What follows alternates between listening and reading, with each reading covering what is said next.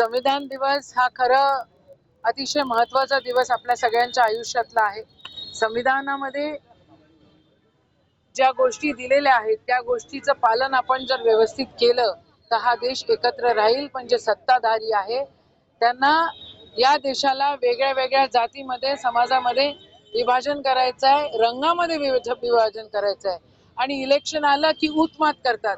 खरं आम्ही ज्या पक्षाचे आहोत तो पक्ष आणि तो विचार आम्हाला सर्व धर्म समभाव शिकवते.